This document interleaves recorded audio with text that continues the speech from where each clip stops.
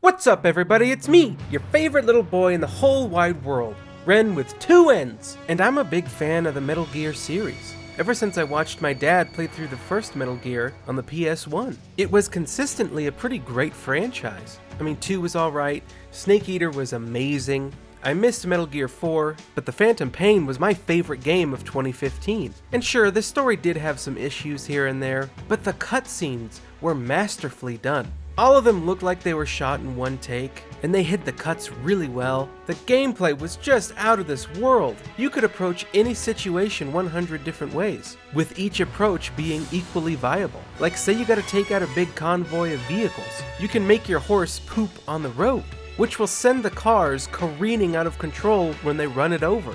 And then when they're trying to figure out what's going on, you can just take everybody out at your leisure. The gameplay was so deep. The Phantom Pain was incredible and endlessly replayable, but with all the controversy surrounding Konami over the past couple years, I didn't expect Metal Gear Survive to be any good. And despite the fact Kojima has nothing to do with this one, I still thought it might be worth getting from Gamefly and giving it a shot, because I sure as hell was not gonna spend any money on this game. But I was wrong, because this game wasn't worth playing.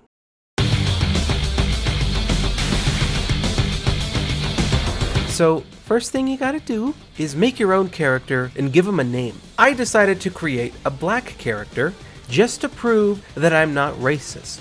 Plus, it was Black History Month at the time, so it would have been rude for me not to play as a black man.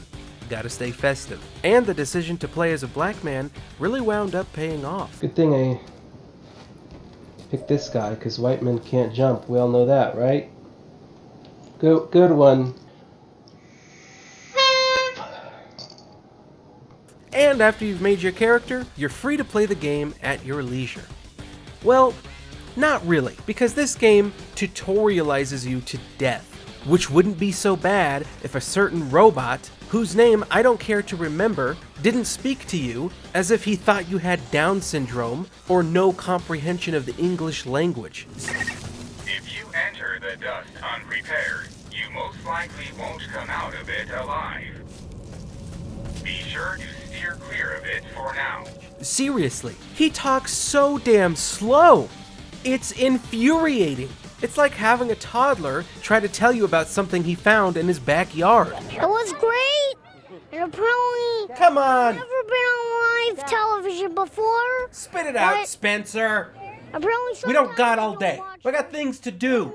Seriously, who gave this idiot a microphone? every time. But the robot's slow speech really does complement the cutscenes, which also move at a resoundingly glacial pace. Nothing happens in these cutscenes. There's literally nothing going on. There's no character development. There's no attempt to reveal the plot to you in an interesting way. You just got a dollar store version of Lawrence Fishburne here, taking his sweet ass time, rattling off exposition. It takes like 15 minutes to get to the point where he tells you that you gotta go to another dimension to fight zombies. That's something they could have summed up in 2 minutes. And they don't even bother animating some of these cutscenes. Like there's this one right here where it's just a bunch of these blurry still images. I don't know who could have the patience to watch that. And if that's not bad enough, they went ahead and reused the ending cutscenes from Ground Zeroes. I saw this cutscene like 3 years ago. Quit wasting my damn time. The only possible way I can hope to enjoy this game at this point is to skip the cutscenes from here on out. I've ran out of patience. They've given me no choice.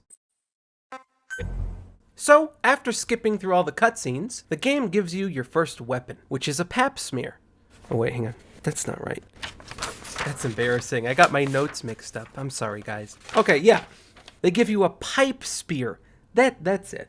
And trust me, you're gonna need that pap smear to kill the zombies, since most of the zombie killing in this game is done so through close quarters combat, which is a little bit of a shocker, because using the melee weapons feels like trash. This system is so undercooked that there's nothing to even say about it. It's just not fun. Hitting the zombies doesn't feel satisfying, and it doesn't help that the AI for the zombies is really bad. Most of the time you can just hop up onto a rock or something and smear those pappies up all the livelong day. Until of course a zombie clips through the rock and starts hitting you through it. But seriously, Konami, you couldn't have made the zombies climb up the ledges? I mean, we had zombies climbing ledges 9 years ago in Left 4 Dead. So what's going on? But apart from the occasional zombie that phases through reality, the enemies in this game pose next to no threat to you. So we've already got an enemy that doesn't challenge the player. And add on top of that, this combat, which is so weak. It needs some serious work done to it because it's pitiful. And I think the devs knew that. So instead of refining the combat mechanics to make them more fun, deep, and intuitive, their solution was to just give you a magic fence that you can put down literally anywhere, anytime you want. Seriously, just plop it down and stab some zombies through it. The fence kills any tension this game could have had, because there are a couple of missions with a little bit of creepy atmosphere here. It's kind of trying to spook you, but I'm not spooked. I'm unspookable because I can just pop up a fence at the first sign of trouble. And the fence essentially forces you to use the pipe spear at all times, since you can't use any other weapons to damage enemies through the fence, apart from a crossbow or a gun. But using ranged weapons is very impractical, and it's not nearly as fast as using the spear, since with the spear you can hit multiple enemies with one hit, and using ranged weapons wastes precious resources. So the choice to have this game be primarily melee focused is kind of confusing to me, because initially, I don't think they designed the Fox engine with close quarters melee combat in mind as the sole focus. Because in Phantom Pain, the CQC combat boiled down to just mashing the right trigger. And while that did feel pretty satisfying, it was still very simplistic. And it wasn't what that game was all about. Phantom Pain was focused on stealth combat, not close quarters combat. So the fact that someone thought they should base the entire game around melee weapons is baffling, especially in a franchise which has never been melee based before. With a dev team that doesn't have experience making melee-based games. I have no idea why they would do that. And despite the fact that Metal Gear is predominantly a stealth-based franchise, this game gives you almost zero incentive for being stealthy, because it's just far easier and less time-consuming to go get the zombies' attention, make them chase you, whatever, pop up a magical fence, and yeah, poke them through it. Even then, being stealthy doesn't give you any meaningful benefits anyway.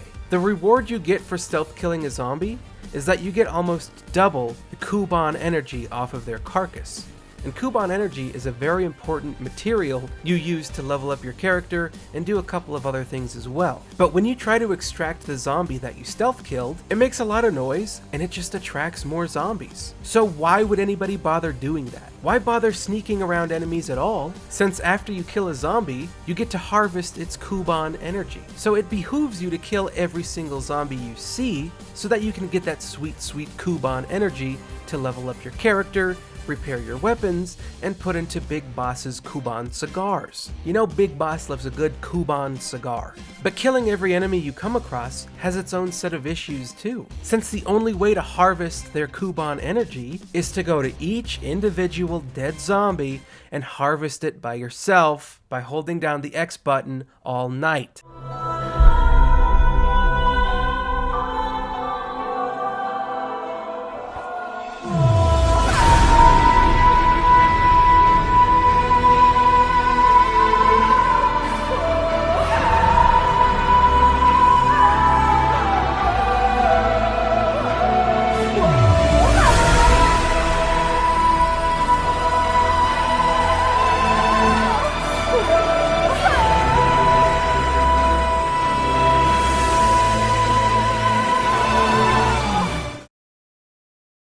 But you can't just pick up the game and go on a zombie killing spree all willy-nilly, because this game's called Metal Gear Survive after all, so of course they implemented survival into it. So you gotta make sure that your character isn't starving or dehydrated, which means you have to constantly just stop what you're doing to go find food and water, and the way to get food is to kill animals. And let me tell you, the hunting in this game is garbage. First of all, there are very few animals on this map that you can actually hunt, and once you do find something to kill, it's either far too aware of your presence or just has no idea you exist. The AI for the animals is almost non-existent. Besides, there's no challenge to hunting these animals anyway, since you could just shoot him once in the head and be done with it. The whole survival aspect just feels like a complete waste of time and brings the already incredibly slow-paced game to a grinding halt, just so you can feed Mr. Blackie. The amount of time I've spent not making any in-game progress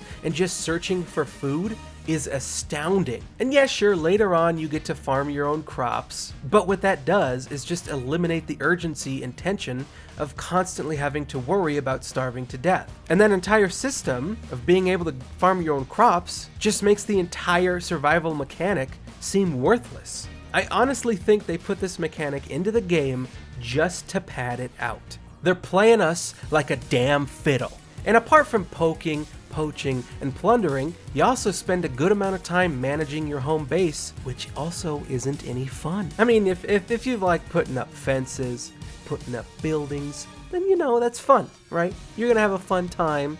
Click an A button to put up a thing, and you can assign other survivors you've rescued to complete some menial tasks like farming the crops. But some of those survivors are actually pretty cool, memorable, and well-written people who are just bursting with character and can't wait to tell you all about themselves. Please, I want you to listen to what I have to say.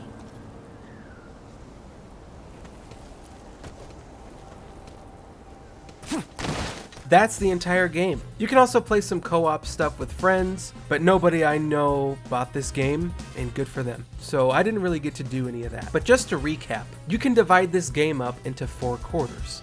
You spend 25% of your time poking zombies, 25% of your time hunting animals or wandering around aimlessly, 25% of your time managing your base, building campfires, building fences, things like that, and 25% of your time just picking shit up off the floor. It's grandma's worst nightmare, and none of these mechanics feel fulfilling in the slightest. The game really just seems like an incredibly cheap, bootlegged version of a Dead Rising game. Metal Gear Survive is the second most boring, third-person action game I've ever played. And let me tell you something, I've played a lot of third-person action games, buddy. The number 1 spot of most boring third-person action game goes to Sniper Elite: The Zombie Army Trilogy, and the number 3 spot goes to Ghost Recon Wildlands. You made it in the top 3, Metal Gear. Come on. Give it up. Now, initially, I set out to beat this game for you guys. That's the way it's done, right? You beat the game, you review it. But I honestly just couldn't bring myself to complete it because it's that boring. I mean, after the, 10 hours I played it, I ran into 3 enemy types. One of them was bugs. One of them was boomers. I mean, come on. And every aspect of this game is so mind-numbingly boring. If I had to give this game a score, I'd give it a 2 out of 10. I think that this is going to be one of the worst games of the year. Now, I'm confident, I'm 100% sure that some other game is going to come along and top this at some point. Top it and then some. But I have no doubt that this game is going to be in a lot of top 10 worst lists at the end of this year. Now, maybe giving it a 2 is a little bit too harsh, but when there's no fun to be had, when there's no reason to grind, when there's no reason to do anything, if I had 0 fun and I didn't even want to touch the game, why should it get a higher score? It gets a 2 and not a 1 because it works. The game functions, which is rare in today's day and age, so it gets a point for that. But it's just so bland and meaningless, and I can put up with a lot of trash when it comes to video games, man. I mean, I played Destiny for 3 years, I got all 6,000 gamer score in the Master Chief Collection, and I've done a whole hell of a lot more than that. But I just couldn't keep playing this game, which is kind of why this video is also a bit late, since I had to actively force myself to trudge through this thing. I honestly don't see how anybody could give this game a higher score than, say, a 4 out of 10. It's just the most subpar experience I've suffered through in a really long time. So much of Metal Gear Survive is repeating the same thing over and over again in single and multiplayer, defending the same points from the same zombies, exploring the same zones for the same materials, mining the same resources for the same small amounts of gear. There's an odd comfort in the formula, and I can see myself returning to expand my endgame base out of my own completionist urges. Oh, sweet, sweet IGN. Never ceases to amaze. 6.5. Alright kids, that's all I got for this video. Stay tuned, because I plan on delivering some nitpicks to a movie very soon. But until then, I'll see you guys next time. Bye bye.